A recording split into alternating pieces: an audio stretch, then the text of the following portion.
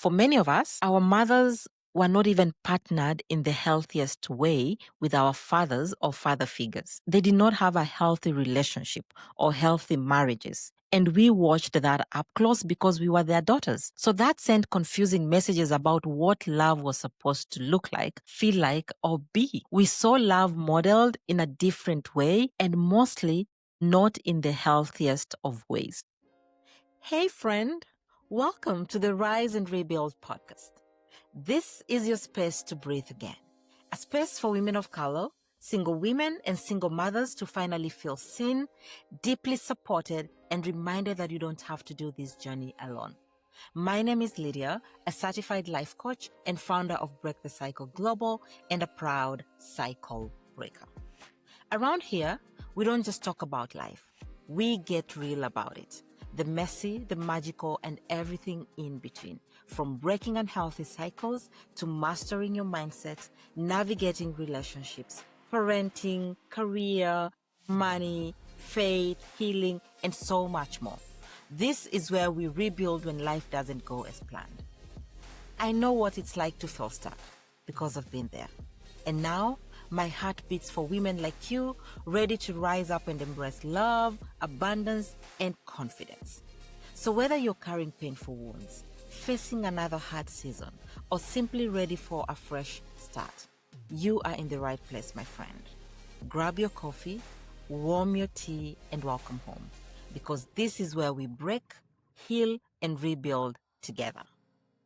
Hey, friend. Welcome back to another episode of the Rise and Rebuild podcast. I am so glad you're here. Well, if you've been listening the last few weeks, you know we've been unpacking what it really means to be a firstborn daughter. The weight we carried, the roles we didn't even choose, and the healing it takes for us to live from peace instead of pressure. And today, we are wrapping up the Firstborn Daughter Diaries with part 2.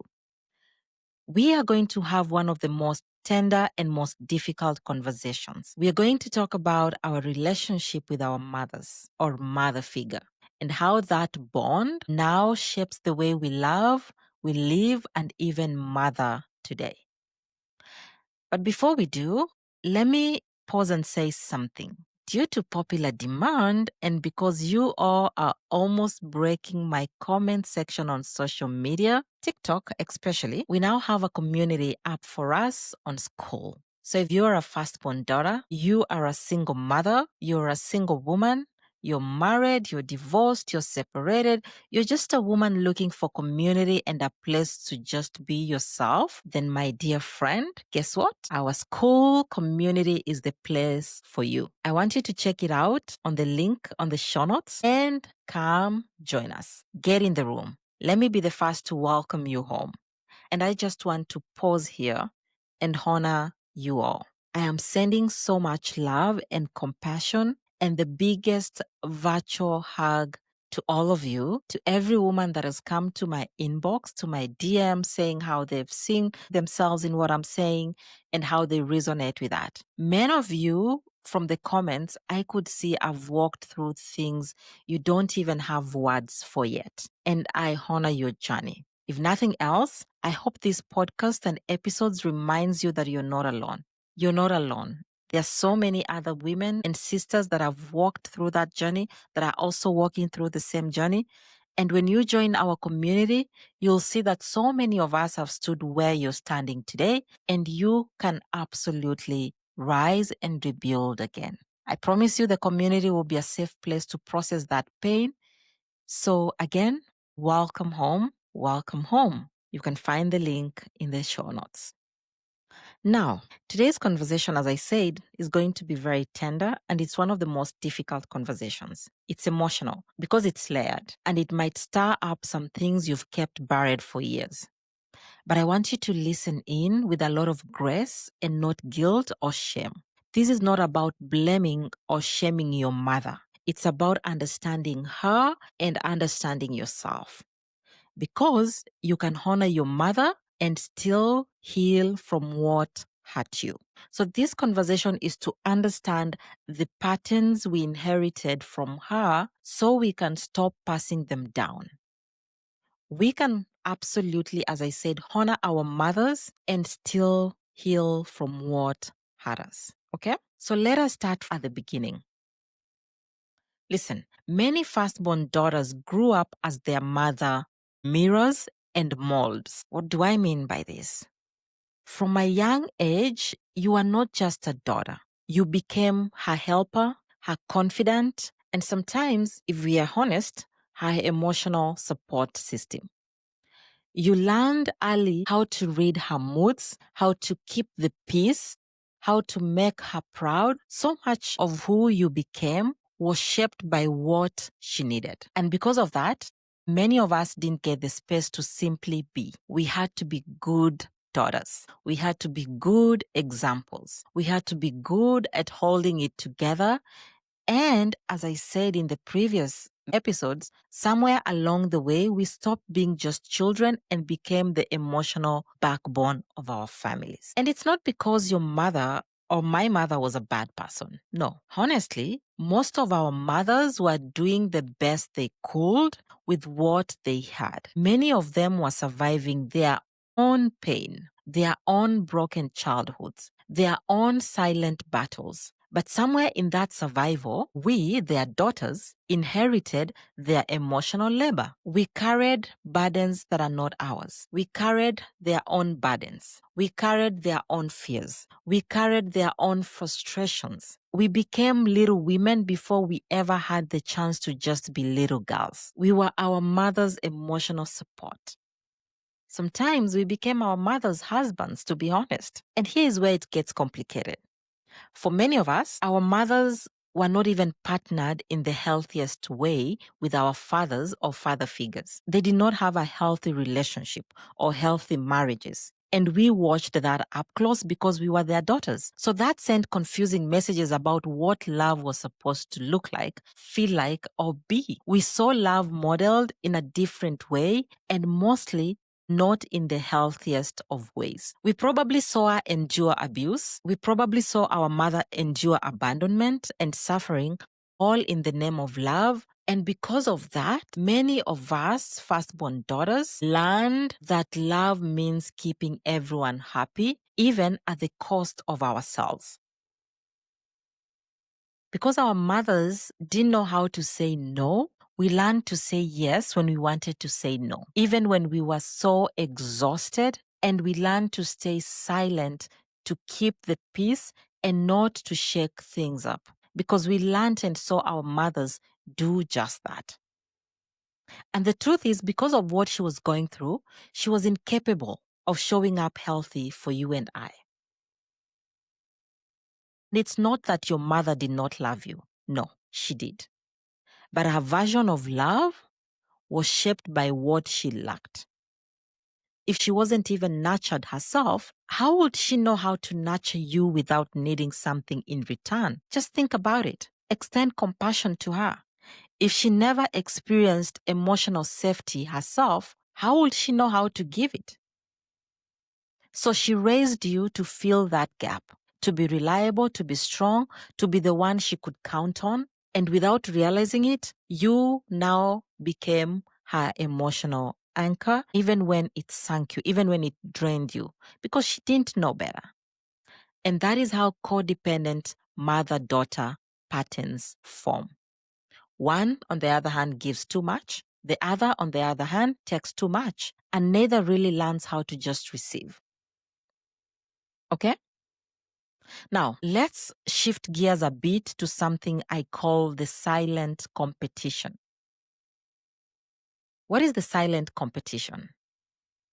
There is a quiet tension many firstborn daughters feel, but we rarely admit it. Most of the time, from the coaching that I do with firstborn daughters, when they awaken from this unhealthy dynamic with their mothers and start finding help or healing, their mothers might start competing. And please note, I am saying might because it's not always the case. But for people who have very complex relationships with mommy, this happens. And do you know why this happens? It's not because she hates you, no. But it's because your freedom, your healing, the healing you're after now, or the peace you have now, reminds her of her pain. Your boundaries, or the boundaries you're setting now, highlights where she never had any. And if she never healed, she might mistake your independence and creating boundaries now for disrespect or abandonment. She might guilt trip you for forgetting where you came from, or even accuse you of being too selfish. And for some of us who are away from home, you can be told you're too American, you're too proud, you're too British, you're too distant, or even say you've changed. And imagine she's right. She's right because you have. But here's the thing, firstborn daughters. Change doesn't mean dishonor. It means you've outgrown the emotional patterns that kept both you and your mother small. You're not rebelling against your mother. You're reclaiming yourself. You're breaking that unspoken rule that says, Lydia, stay small so I can feel safe. You're not the villain. You are just growing. And so you might see that dynamic play out, especially if you don't have a healthy relationship with your mother. So then the big question is, how do you heal from this and still honor the woman who raised you? I want us to make it practical, shall we? The first step is to grieve the mother you didn't have and honor the one you do now. Healing requires honesty. Some of us didn't get nurtured, we got needed. Some of us didn't get comfort, we got correction. And it is time now to be honest about it. You can love your mom and still acknowledge what hurt. You can honor her sacrifices and still say, Mother, that wasn't enough for me. You can say, my mother did the best she could with what she had then, and also say, her best still left me with wounds. That truth is not selfish. It doesn't dishonor her. It frees you, because healing starts when you stop pretending what happened to you didn't hurt. Okay? The first thing is get honest about it. Next, you have to redefine what it means to honor your mother. Look, honoring doesn't mean unlimited access. You can love your mom and still protect your peace. You can pick up the phone and end calls when they get heavy, or choose not to engage in old arguments. You can tell mother, I love you, but I can't talk about this right now. You are setting boundaries. You're not rebelling. You're just getting clear about where you stand and what's going on. And that clarity is loving your mother and yourself simultaneously. Okay? Then, for most of us firstborn daughters, stop parenting your mother. I know. This is one of the hardest shifts for firstborn daughters. If she calls crying every week, always needing advice or money, I want you to pause. You are not your mother's savior. You are her daughter. That sounds very harsh. But if we want to heal our mother-daughter relationships, we have to get honest about that. You are her daughter.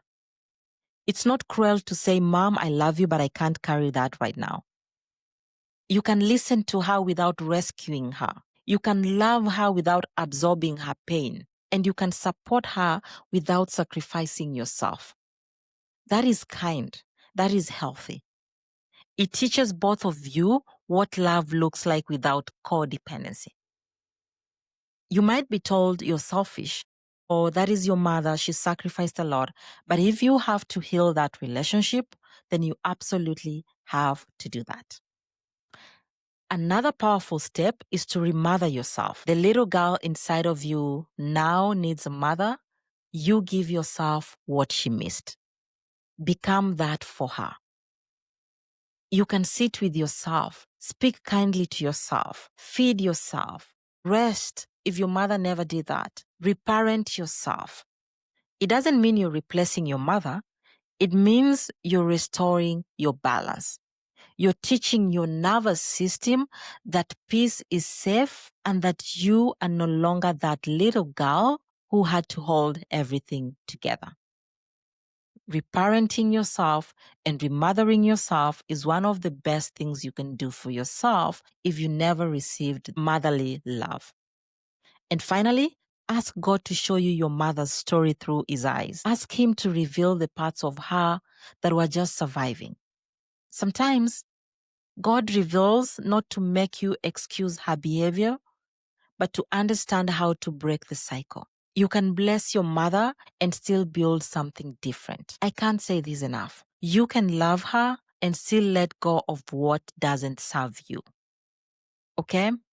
Okay, my friend, before I wrap up, there's also another tender pathway to healing, and I want to say it out loud. You are allowed to adopt a mother or a mother figure. That sounds strange, right?